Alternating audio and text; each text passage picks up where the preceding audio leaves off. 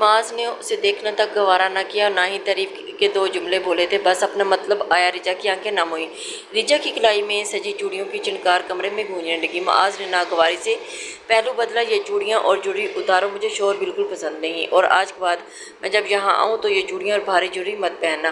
اندھیرے کمرے میں اس کی آواز گونجی تھی، جی نہیں پہنوں گی، سمجھ گئی ہو؟ چوڑیاں اور جوڑی ریموو کرتی وہ اس کے ساتھ لیٹی تھی، گھبراہٹ کا شکار ہونے لگی، جسم کانپنے لگا، لیکن وہ خود کو مضبوط ظاہر کرنے کی کوشش کر رہی تھی۔ لہنگا اتارو اپنا، وہ بولا۔ جی۔ شرٹ کے پیچھے ڈوریاں ہیں، اندھیرے میں مجھ سے نہیں کھلیں گی، میں روشنی میں کھول کے آتی ہوں۔ وہ اٹھنے لگی، نہیں رہنے دو، میں کھول دیتا ہوں۔ وہ واپس بیٹھ گئی تو اس کے نزدیک بیٹھا اس کی چولی کو ڈوریاں کھولنے لگی۔ جب کافی دیر تک وہ کوشش کرتا رہا نہ کھلی تو اس کے ایک ہی جھٹکے سے پورا زور لگا کر ان کو توڑتا چلا گیا، اور چر کی آواز پر چولی بھی پھٹ گئی تھی۔ اپنی ناقدری پر رجا کا دل چاہا تھا کہ دھاڑے مار کر روئے، اور پھر لہنگے کے ساتھ بھی معاذ نے یہی کیا تھا۔ وہ بے جان گڑیا کی طرح بیٹھی رہی تھی اور اسے بیڈ پر دھکا دے گیا تھا۔ وہ سیدھی پیچھے گری تھی اور اس پر جھکتا جگہ جگہ اسے چوم رہا تھا اور اس کی گردن پر اپنے دانت گاڑ گیا۔ رجا نے بیڈ شیٹ کو مٹھیوں میں دبوچا، پھر اس کی چسٹ پر موجود آخری کپڑے کو بھی اس کے بدن سے جدا کیا تھا۔ وہ نازک سا وجود رکھنے والی لڑکی اس کے مردانہ وجود کے نیچے دب کر رہ گئی تھی۔ وہ اس کے نازک پنکھڑیوں جیسے ہونٹوں پر جھک گیا تھا، خود کو سیراب کرنے لگا تھا، اور رجا فاروق کا خوبصورت اور نرم و نازک سا وجود اسے کہیں اور ہی دنیا میں لے گیا تھا۔ وہ نہ چاہتے ہوئے بھی اس کے وجود کی دلکشی میں کھوسا گیا تھا۔ رجا کے نچلے ہونٹوں کے دانت تلے دبا کر اپنی چیخوں کا گلا گھونٹا تھا، کیونکہ مقابل کو چیخنے، چلانے یا رونے دھونے والی لڑکیاں بالکل پسند نہیں تھیں۔ وہ معاذ کسرانی سے یہ تک نہ کہہ سکی کہ دور ہو رہا ہے، درد ہو رہا ہے، اور معاذ اس کے وجود کو بری طرح سے مسل رہا تھا۔ وہ برداشت نہ کر سکی، رونے لگی۔ معاذ نے یہ تک نہ سوچا کہ وہ پہلی دفعہ ان مراحل سے گزر رہی ہے۔ نرمی اختیار کرے، مجبوراً وہ چیخ اٹھی تھی، اور پورے کمرے میں رجا کی چیخیں اور سسکاریاں گونجنے لگی تھی۔ آنکھوں سے آنسو بہنے لگے تھے، مگر معاذ کو اس کی پرواہ ہی کب تھی۔ وہ اپنی ساری وحشتیں اس کے نازک وجود پر ڈالتا ہوا اسے ایک دفعہ سے سب کچھ اسے وحشتیں اس کے وجود پر اتار رہا تھا۔ رجا فاروق کا وجود اس کے لیے سکون کا باعث بن رہا تھا۔ وہ صبح 5 بجے اٹھی تو کمرے میں مکمل اندھیرا تھا، اور لائٹ آن کرتی دیوار کا سہارا لیتی واش روم تک آئی اور نہانے چلی گئی۔ تھوڑی دیر کے بعد معاذ بھی اٹھ گیا تھا، اور جیسے ہی کمبل ہٹا کر اٹھنے لگا تو بیڈ پر سرخ نشان دیکھ کر تو وہ لب پیچ گیا، اور پھر وہ پینٹ اور شرٹ پہنتا ہوا کوٹ اٹھا کر کمرے سے ہی نکل گیا تھا۔ وہ نہا کر کمرے میں آئی تو خالی کمرہ دیکھ کر وہ سمجھ گئی تھی کہ وہ واپس چلا گیا ہے۔ وہ بھی نماز پڑھ کر قرآن پاک لے کر بیٹھ گئی تھی۔ قرآن پاک پڑھنے کے بعد وہ پورے کمرے کی صفائی کر کے واپس لیٹ گئی تھی۔ درد اور تکلیف کی شدت سے وہ پوری رات صحیح سو بھی نہیں سکی تھی۔ تھکا ہارا حویلی میں داخل ہوا، قدم جیسے ہی کمرے کی سمت بڑھے، سامنے ریحام بیٹھی دکھائی دی تھی۔ وہ جانتا تھا کہ نکاح کی خبر سننے کے بعد وہ پوری رات سوئی نہیں ہوگی۔ ہمیشہ خود کو تیار رکھنے والی وہ لڑکی آج سادہ سی ٹی شرٹ اور ٹراؤزر میں بکھرے بالوں اور سجی ہوئی آنکھوں کے ساتھ بیٹھی تھی۔ بچپن سے ہی وہ سنتی آئی تھی کہ معاذ کسرانی صرف اسی کا ہے، لیکن آج وہ کسی اور کا ہو چکا تھا۔ معاذ نے نظریں چرا کر کمرے کی طرف جانے لگا، مگر ریحام کی لرزتی آواز پر اس کے قدم آگے بڑھنے سے انکار ہی ہو گیا۔ معاذ، بس اب تم اس کے قریب نہیں جاؤ گے، ایک دفعہ بہت ہے، کیونکہ تم پر صرف میرا حق ہے۔ وہ غصے سے اور بے بسی سے چیخی تھی، تم سمجھنے کی کوشش نہیں کر رہی، میں یہ سب مجبوری میں کر رہا ہوں۔ میں اپنے ماں باپ کا اکلوتا بیٹا ہوں ریحام، اگر میری زندگی میری اولاد ہی نہیں ہوگی تو میری نسل آگے کیسے چلے گی؟ میں تم سے محبت نہیں کرتا، لیکن پھر بھی یہ سب کچھ تمہارے لیے ہی تو کر رہا ہوں، تاکہ ہمارے آنے والے کل مکمل ہو سکے۔ ریحام کی آنکھوں سے آنسو ٹپکنے لگے تھے۔ وہ بھاری لہجے میں بولی تھی، جب وہ لڑکی ماں بن جائے گی تب تم اسے بچہ لے کر طلاق دے دو گے اور مجھ سے شادی کر لو گے نا؟ وہ انگلیاں چھڑکانے لگی تھی، اور اس کی نم آنکھوں اور لرزتی آواز کے باوجود معاذ نے کوئی جواب نہ دیا۔ خاموشی سے ایک طرف ہوتا سیڑھیاں چڑھنے لگا تھا۔ ریحام سے پیچھے سے ریحام چیخ اٹھی تھی، معاذ میری بات کا جواب دو، تم مجھے یوں نظر انداز نہیں کر سکتے۔ مگر وہ اپنی رفتار تیز کرتا سیدھا کمرے میں آیا اور بستر پر گرتے ہی آنکھیں موند لی۔ وہ تھوڑا سا آرام کرنا چاہتا تھا، پوری رات نہیں سو سکا تھا۔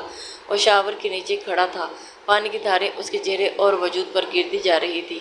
نہ چاہتے ہوئے بھی ذہن میں بار بار رجا فاروق کے گرد گھومنے لگا تھا۔ جیسے ہی اس کی آنکھیں موندی، رجا کی چیخیں اور سسکیاں اس کے کانوں میں گونج اٹھی تھی۔ وہ لمحہ ایک اسیب کی طرح اس کے دل اور دماغ پہ چھایا ہوا تھا۔ پانی کی بوندیں اس کے چہرے پر بہہ رہی تھی، مگر مگر اصل درد تو اس کی آنکھوں میں تھا۔ وہ جانتا تھا کہ اسے ایسا نہیں کرنا چاہیے تھا۔ ریجا معصوم تھی، بے باس تھی اور اس کی غربت میں اتنا کھو چکا تھا کہ اسے ہوش ہی نہ رہا، اور وہ جانتا تھا کہ وہ اس کے ساتھ نرمی اختیار کرنے کے بجائے بے رحمی اختیار کر گیا تھا۔ وہ بات گاؤن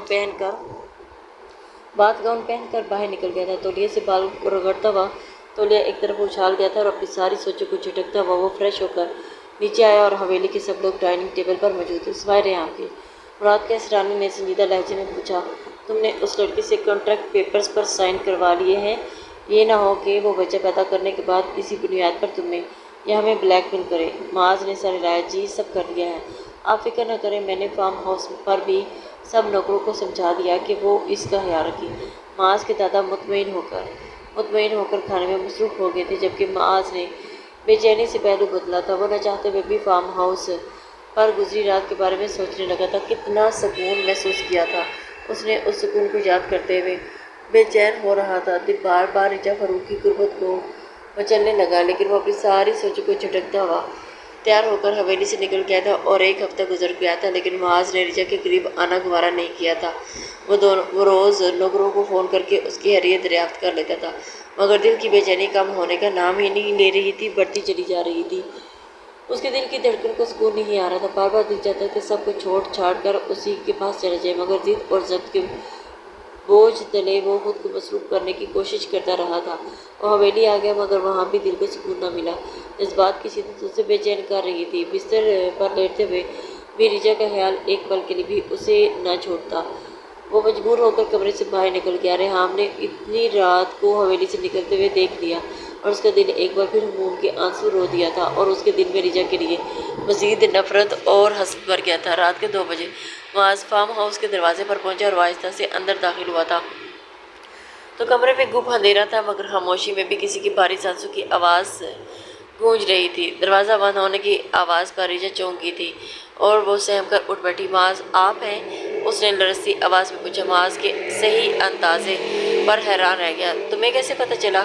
کمرے میں تو اندھیرا ہے۔ وہ آہستہ سے بیٹھ کے قریب آیا تھا، وہ شرٹ اتار کر ایک طرف رکھ دی۔ جی آپ کے باڈی پرفیوم سے پہچان گئی ہوں میں، وہ دھیرے سے بولی، پھر جھجکتے ہوئے کہا، میں قمیض اتار چکی ہوں، آپ آ جائیں بیڈ پر، میں تیار ہوں۔ اس کے لہجے کی کپکپاہٹ معاذ سے چھپی نہ رہ سکی۔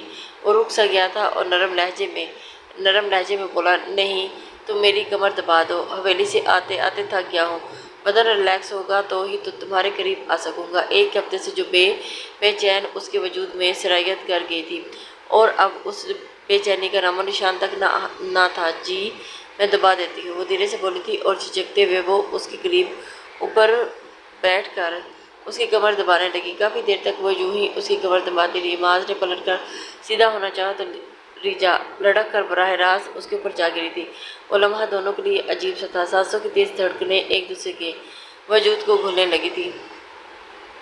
کمرے کی خاموش فضا ان کے قریب آتی سانسوں سے بھر گئی تھی۔ معاذ نے نیم مدہوشی میں پوچھا، تمہیں یہاں ڈر تو نہیں لگتا؟ نہیں میں ٹھیک ہوں، ریجا نے بمشکل ہی کہا۔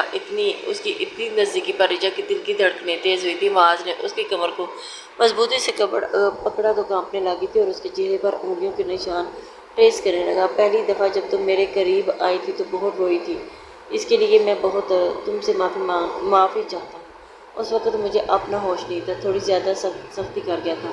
وہ لمحہ بھر رکا اور پھر اس کو بیڈ پر منتقل کر گیا اور اس کی گردن پر لب رکھ گیا تھا۔ وہ کانپتے ہوئے بیڈ شیٹ مٹھیوں میں جکڑ گئی تھی اور اپنی قمیض پہلے ہی اتار چکی تھی۔ وہ اپنی بات جاری رکھتے ہوئے بولا، لیکن آج میں کوشش کروں گا کہ تمہیں زیادہ تکلیف نہ ہو۔ یہ کہہ کر وہ دھیرے دھیرے اس پر جھکنے لگا اور ریجا کے وجود کو اپنی گرفت میں لے گیا تھا۔ معاذ آہستہ کریں پلیز، مجھے درد ہو رہا ہے، وہ اکھڑتی سانسوں کو درمیان میں بولی تھی، لیکن وہ اتنا تو مدہوش تھا کہ اسے ریجا کی کانپتی آواز اکھڑتی سانسیں تو سنائی نہیں دے رہی تھی۔ کافی دیر کے بعد تو وہ تولیے سے پسینہ پوچھتا اس سے دور ہوا تھا اور بستر پر پرسکون سے آنکھیں بند کرتا سونے کی کوشش کرنے لگا تھا، لیکن ریجا کی حالت ٹھیک نہیں تھی۔ وہ اب بھی ہولے ہولے کانپ رہی تھی، پورے وجود میں درد کی ٹیسیں اٹھ رہی تھی، سرایت کر چکا تھا۔ وہ سونے کی کوشش کرنے لگی لیکن سو نہ سکی۔ پھر اچانک معاذ نے اسے اپنی طرف کھینچ کر باہوں میں بھر لیا۔ وہ بھی سکون محسوس کرتی اس کے سینے میں منہ چھپا گئی تھی۔ کیا ہوا؟ کیوں رو رہی ہو؟ درد زیادہ ہو رہا ہے؟ وہ ایک ہی سانس میں اتنے سارے سوال کر گیا تھا۔ جی تھوڑا سا درد ہو رہا ہے۔ اس کی ناک کی ٹیپ کو چومتے ہوئے اس کے لمس پر معاذ کے سینے میں ہی چھپنے لگی تھی اور رجا کی اس حرکت پر معاذ کے لب مسکراہٹ میں ڈھلے اور پھر وہ سکون سے آنکھیں موند گیا۔ صبح کی نرم کرنیں کھڑکی سے چھن کر اندر آ رہی تھی اور معاذ جیسے ہی جاگا تو آنکھیں مسلنے لگا۔ آج وہ بہت زیادہ سو گیا تھا۔ عموماً وہ 8 بجے تک اٹھ جاتا تھا۔ آج دوپہر کے 12 بج رہے تھے۔ نظریں ساتھ سوئے وجود پر پڑی تو دل تیزی سے دھڑکنے لگا اور اس پل حیران رہ گیا کہ کوئی اتنا حسین بھی ہو سکتا ہے۔ نہ جانے کتنے پل وہ حرکت نہ کر سکا۔ لمبے گھنے اور سادہ ریشمی جیسے سلکی بال اس کی کمر تک نیچے بکھرے ہوئے تھے جن سے وہ روشنی پڑ کر چمک مزید بڑھ رہی تھی۔ وہ پرسکون نیند میں اس کے بازو پر سر رکھے سو رہی تھی اور معاذ کے ہلنے پر وہ ذرا سی کسمسائی تھی۔ اس نے نرمی سے اس کا سر تکیے پر رکھا اور خود ٹکٹکی باندھ کر اس کے سر سراپے کو دیکھنے لگی۔ گلابی سے نازک ہونٹ، دودھ جیسی رنگت، چھوٹی سی ستوا ناک جہاں ایک چھوٹی سی سفید لونگ چمک رہی تھی، اور ناک سے سراپا جو اس وقت معاذ کی شرٹ میں چھپا ہوا تھا۔ ماتھے پر ہلکے ہلکے پسینے کے قطرے اسے اور بھی دلکش بنا رہے تھے۔ وہ مکمل طور پر اس کے رنگ میں رنگین لگ رہی تھی۔ معاذ کو ایسا لگا کہ جیسے وہ لڑکی اس کی زندگی کا سب سے خوبصورت تحفہ ہے۔ اب وہ زندگی بھر اسے دور نہیں جا سکے گا۔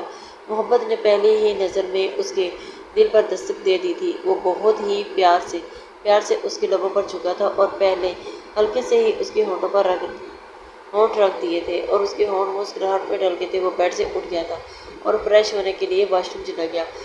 کھڑکی کی آواز پر رجا نے ہلکے سے آنکھیں کھولی تو سامنے معاذ پینٹ پہنے شرٹ لیس کھڑا بالوں میں کنگھی گا رہا تھا اور وہ معاذ کو دیکھ کر گھبراہٹ کا شکار ہونے لگی تھی۔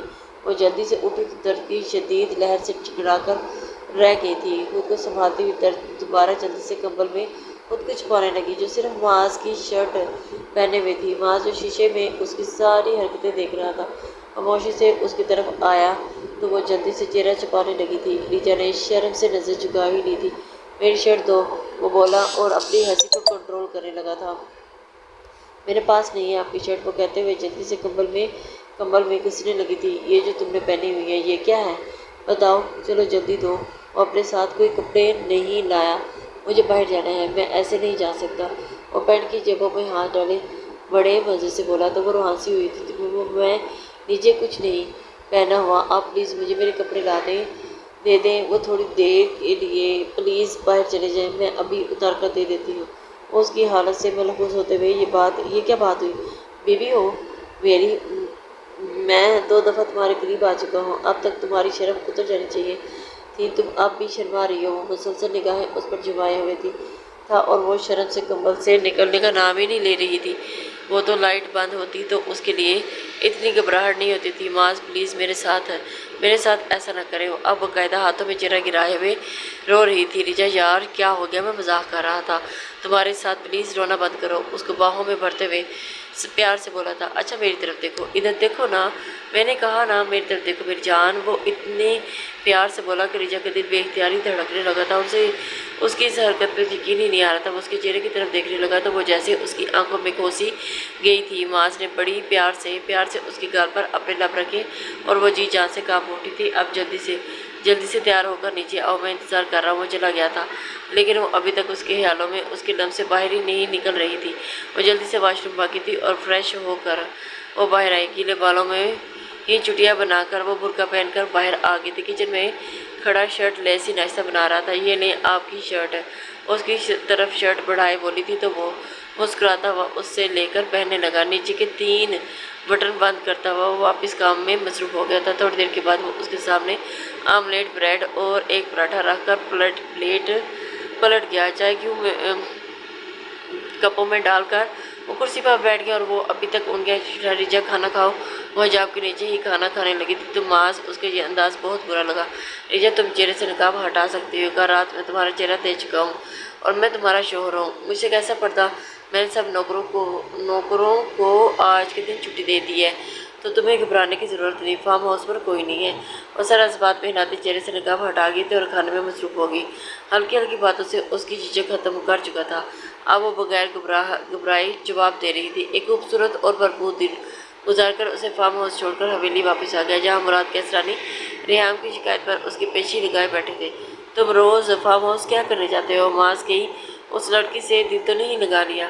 مراد صاحب بولے تو نظریں چرانے لگا، یہ آپ کیسی باتیں کر رہے ہیں؟ جب سے نکاح ہوا ہے میں اس کے نزدیک صرف ایک ہی دفعہ گیا ہوں۔ کل رات بھی میری بہت امپورٹنٹ فائل وہاں رہ گئی تھی اور مجھے اس فائل پر کام کرنا تھا، اس لیے گیا تھا وہاں، اس کے نزدیک تک نہیں گیا۔ دوسرے کمرے میں بیٹھ کر کام کرتا رہا ہوں اور تھوڑی دیر سو گیا، فریش ہوا اور آ گیا۔ بس میں نے رجا کی شکل بھی نہیں دیکھی، وہ لڑکی ہر وقت پردہ کرتی ہے، اور اب اگر انویسٹیگیشن ہوگی ہو تو میں جاؤں؟ اور ریحام کی طرف پلٹ کر دانت پر دانت چبائے بولا تھا، نانو یہ جھوٹ بول رہا ہے، کل رات 1 بجے یہ حویلی سے چلا گیا تھا۔ وہ غصے سے چیخی، ریحام تمہیں سمجھ کیوں نہیں آتی؟ مجھے اس لڑکی کے قریب جانے کا کوئی شوق نہیں، مجبوری میں گیا تھا۔ اب اگر تم نے مجھ سے اس طرح بدتمیزی سے بات کی تو قسم کھاتا ہوں تم سے کبھی شادی نہیں کروں گا۔ میں تمہاری بدتمیزی برداشت کر جاتا ہوں، اس کا مطلب یہ نہیں کہ تم کچھ بھی بولو۔ وہ غصے میں بولا تھا، اچھا نا معاذ غصہ مت کرو، اس کے نزدیک روز نہیں جاؤ گے؟ اس کی شرٹ کے بٹنز سے کھیلنے لگے۔ معاذ کا صبر جواب دے گیا، وہ ٹھنڈی سانس حرض کرتا ہوا بولا تھا، اچھا اس کے قریب نہیں جاؤں گا تو بچہ آسمان سے ٹپکے گا؟ ریحام تم میں عقل ہے یا نہیں؟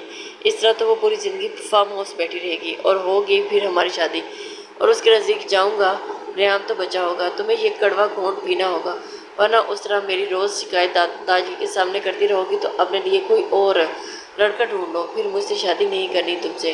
ریحام وہ دو ٹوک بات کرتا ہوا وہاں سے نکل گیا تھا، جبکہ وہ آنکھوں میں آنسو لیے معاذ کو دودھ جاتا دیکھتی رہی۔ کاش وہ ایکسیڈنٹ نہ ہوا ہوتا تو آج بھی ماں بن سکتی، معاذ وہ ساری خوشیاں دے سکتی جس کا وہ حقدار تھا۔ تم پریشان نہ ہو ریحام، دیکھنا وہ تم سے ہی شادی کرے گا، فکر نہ کرو بلکہ صبر کرو، وہ سب تمہارے لیے ہی تو کر رہا ہے۔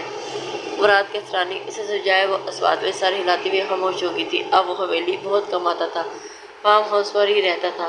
ریجا جو اس کے سامنے آنے سے کتراتی تھی، وہ آہستہ آہستہ وہ جھجک ختم کر گئی تھی۔ وہ آفس سے سیدھا فارم ہاؤس آتا اور کبھی ڈنر کرنے باہر چلے جاتے، کبھی وہ شاپنگ پہ چلے جاتے اور اس کا خیال رکھنے کی پوری کوشش کرتا تھا۔ اس کی شادی کو 2 مہینے ہو گئے تھے اور وہ پریگننٹ تھی۔ معاذ اسے خوش رکھنے کی کوشش کرتا تھا، وہ کوشش کرتا تھا کہ ریجا کو کسی قسم کی کوئی تکلیف نہ ہو اور اس کے کھانے پینے کا خیال رکھتا تھا، وقت پر دوائیاں دیتا تھا۔ وہ چاہتا تھا کہ یہ کچھ مہینے ریجا کے ساتھ اپنی پوری زندگی جی لے اور اس کے بعد اس کی شادی ختم ہو جاتی، جبکہ ریجا جو اسی چیز کو گھنٹوں بیٹھ کر سوچتی تھی، یہاں سے جانے کے بعد نہ جانے اس کی زندگی کیسی ہو جائے گی۔ 70 لاکھ میں وہ خود کو کانٹریکٹ میرج کے نام پر بیچ چکی تھی۔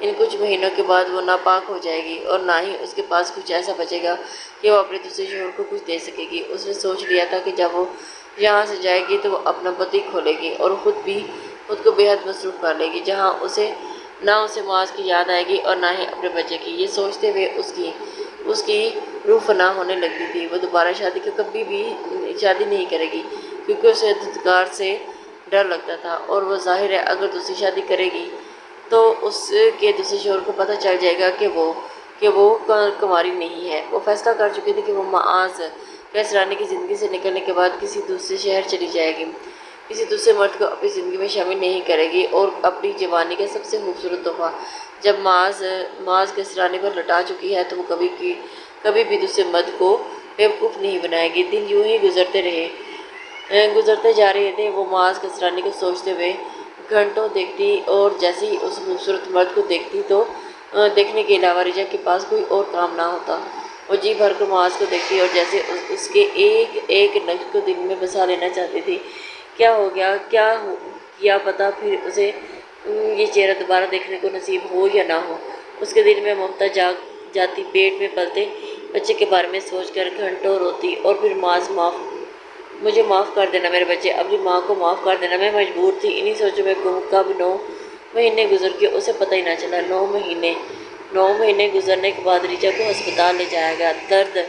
درد زے کی تکلیف میں وہ پسینے سے شرابور تھی۔ معاذ اس کے ساتھ قدم پر قدم کھڑا تھا اور اس کا ہاتھ پکڑے ہمت دیتا۔ چند گھنٹوں کی اذیت کے بعد بالآخر ریجا نے ایک صحت مند بیٹے کو جنم دیا تھا۔ معاذ کے ہاتھوں میں ننھی سی جان آئی تو اس کی آنکھیں خوشی اور درد سے بھیگی تھیں۔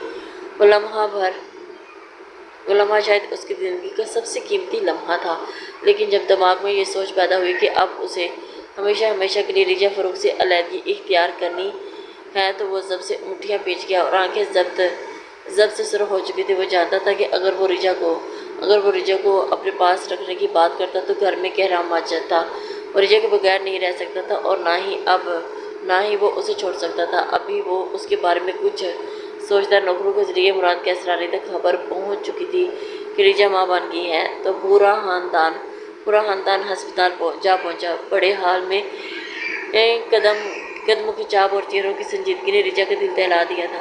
وہ کمزور وجود کے ساتھ بستر پر لیٹی تھی اور معاذ کو دیکھ رہی تھی، جس کے چہرے پر بھی تکلیف کے آثار صاف تاثرات دیکھ رہی تھی۔ وہ جسے چھپانے کی ناکام کوشش کر رہا تھا۔ مراد صاحب نے آگے بڑھ کر بچے کو اٹھا لیا تھا۔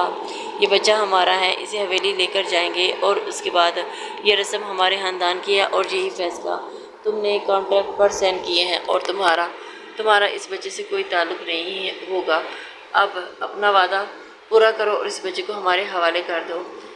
ریجا کا دل جیسے کسی نے مٹھی میں جکڑ لیا تھا اور آنکھوں سے آنسو بہنے لگے تھے۔ لب کپا گئے۔ میرے بچہ مجھے دے دیں، میں اس کے بغیر نہیں رہ سکتی، پلیز اسے مجھے واپس دے دیں، یہ بہت چھوٹا ہے، میں مر جاؤں گی اس کے بغیر۔ وہ ان کے سامنے ہاتھ جوڑتے ہوئے بولی تھی، وہ لڑکی جو ہر وقت پردے میں رہتی تھی، اب وہ بغیر دوپٹے کے کھلے بالوں میں کھڑی مراد کیسرانی سے اپنے بچے کی بھیک مانگ رہی تھی۔ مراد پلیز معاذ مجھے میرا بچہ دے دو، ان سے کہو نا مجھے میرا بچہ واپس دے دے، ابھی وہ بہت چھوٹا ہے، میں نہیں رہ سکتی اس کے بغیر۔ تم اپنی کزن سے شادی بھی کر لو، مجھے کوئی اعتراض نہیں، بس اپنی حویلی میں مجھے اپنے بچے کی آیا رکھ لو، میں حویلی کے سارے کام کر لوں گی، لیکن پلیز میرے بچے سے جدا مجھے مت کرو۔ معاذ وہ اپنی تکلیف کو نظر انداز کرتی اس کے قدموں میں گر گئی۔ معاذ وہیں بت بنا کھڑا رہا مگر کسی نے اس کی فریاد نہ سنی۔ عورتیں اور مرد سب بچے کو گود میں لیے ایک دوسرے سے مبارکباد دینے لگے۔ پھر رسم و رواج کے نام پر وہ ننھی سی جان کو ریجا کے پہلو سے جدا کر کے حویلی لے گئے۔ وہ منظر ریجا کی روح کو چیر گیا تھا اور وہ کمزور آواز بار بار دہراتی رہی، میرا بچہ معاذ، میرا بچہ مجھے واپس دے دو، لیکن جواب میں صرف دروازے کے بند ہونے کی آواز آئی تھی۔ اور اس دن ریجا نے محسوس کیا کہ وہ صرف ایک معاہدہ تھما ہونے کے باوجود وہ اپنے ہی وجود کا حصہ کھو چکی ہے اور اسے اپنے بچے پر کوئی حق حاصل نہ تھا، اور اس کے دل کی چیخیں ہسپتال کی دیواروں میں قید ہو گئی تھی مگر کوئی اس کا درد سننے والا نہ تھا۔ معاذ اسے فارم ہاؤس لایا تھا تاکہ وہ خود کو سنبھال سکے۔ ریجا تھوڑا سا صبر رکھو، سب ٹھیک ہو جائے گا، میں پوری کوشش کروں گا کہ گھر والوں سے بات کروں، تم فکر نہ کرو، میں واپس حویلی جا رہا ہوں، تم ریسٹ کرو۔ لیکن ریجا گمسم سے بیٹھی رہی اور وہ ٹھنڈی سانس خارج کرتا ہوا گاڑی میں بیٹھا اور وہ تھوڑی دیر کے لیے وہ حویلی جانا چاہتا تھا کہ وہ کسی طرح اپنے گھر والوں کو منا کر بچے کو واپس لے آئے۔ وہ ریجا کو اس حالت میں نہیں دیکھ سکتا تھا، یہی سوچ کر وہ حویلی واپس آیا تھا۔ بابا پلیز آپ لوگ سمجھنے کی کوشش کریں، میرا بچہ ابھی چھوٹا ہے، اسے اپنی ماں کی ضرورت ہے، آپ کہیں گے تو میں ریجا سے ملنے نہیں جاؤں گا، ریحام سے بھی شادی کر لوں گا، پلیز۔ ابھی وہ ان سے بات کر ہی رہا تھا کہ اسے فارم ہاؤس سے فون آیا۔ اسے پتہ چلا کہ ریجا فارم ہاؤس سے چلی گئی ہے۔ یہ سن کر اس کے قدموں تلے سے زمین نکل گئی۔ وہ واپس فارم ہاؤس آیا، کمرہ خالی کمرہ دیکھ کر معاذ کا دل جیسے دھڑکنا ہی بھول گیا تھا۔ وہ ریجا کے گھر آیا تھا لیکن گھر کو تالا لگا دیکھ کر وہ صحیح معنوں میں ہی پریشان ہوا تھا کہ آس پاس کے لوگوں سے پتہ چلا کہ 1 مہینہ پہلے ہی گھر چھوڑ کر جا چکے ہیں۔ 1 مہینے پہلے ہی ریجا کے اکاؤنٹ میں حق مہر اور مزید رقم بھی ڈلوا چکا تھا۔ اسے اندازہ نہیں تھا کہ اتنی جلدی وہ یہ گھر چھوڑ دیں گے، لیکن وہ نہیں جانتا تھا کہ جس دن معاذ نے اکاؤنٹ میں رقم بھیجی تھی اس سے اگلے دن اس کے گھر کو بیچ کر کہیں اور شفٹ ہو چکے تھے۔ وہ عائشہ احمد کے گھر بھی گیا لیکن حیرانی کی بات یہ تھی کہ وہ اس کے کانٹریکٹ میرج کے بارے میں کچھ نہیں جانتی تھی، اور دوسرا وہ یہ بھی نہیں جانتی تھی کہ وہ لوگ کہاں گئے تھے، اور ان سب کے بعد وہ ڈر چکا تھا، خود کو بھگوا ٹھہرا تھا، نہ صرف ایک لڑکی کی زندگی برباد کر چکا تھا بلکہ ایک بچے کو بھی اس کی ماں سے بھی جدا کر چکا تھا۔ اب وہ کسی لڑکی کو بھی اپنی زندگی میں شامل نہیں کرنا چاہتا تھا۔ وہ ریحام سے بھی شادی کرنے سے بھی انکار کر چکا تھا۔ شروع میں اس کے دادا ریحام اور رحیم کیسرانی کافی غصہ رہے کہ وہ کیسے ریحام سے شادی کرتا جب وہ اس سے محبت ہی نہیں کرتا، اور شادی کر کے شادی کر کے وہ ریحام کی زندگی برباد نہیں کرنا چاہتا، اور بعد میں مراد کیسرانی نے ریحام کی شادی اس کے کزن سے ہی کر دی تھی جو اس سے بہت زیادہ تھا۔ وہ ریحام کی کمزوری کو بھی قبول کر چکا تھا اور وہ کبھی ماں نہیں بن سکتی تھی۔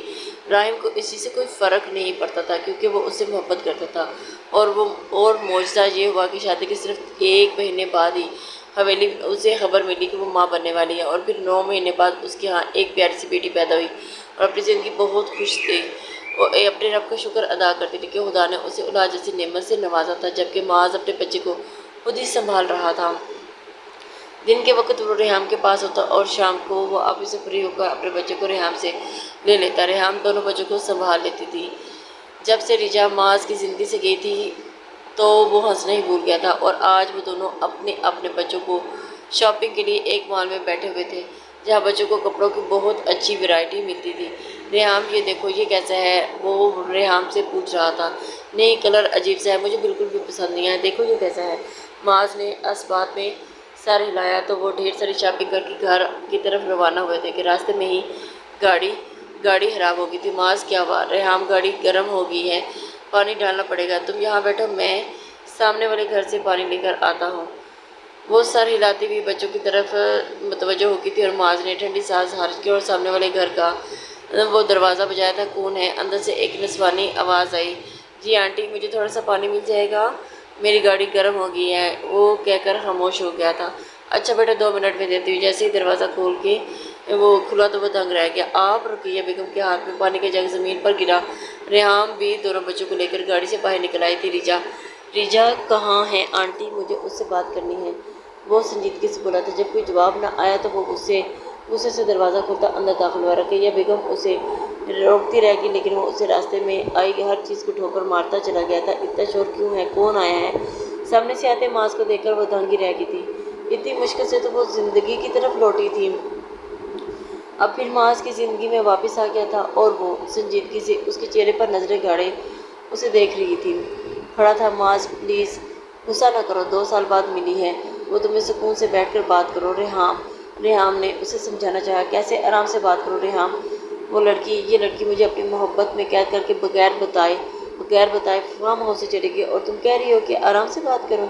2 سال ریحام، 2 سال کہاں نہیں ڈھونڈا میں نے اسے، میں سے پاگل تھا ریحام جو اس لڑکی سے پیار کر بیٹھا اور لب پیچ گیا تھا، اور وہ سامنے کھڑی لڑکی زلزلوں کی زد میں آ گئی تھی۔ وہ یہی سمجھی تھی کہ معاذ اس سے ہمدردی کی بنا پر وہ باتیں کر رہا تھا، اور اس وقت وہ اتنی ڈسٹرب تھی کہ اسے کچھ سمجھ ہی نہیں آ رہا تھا۔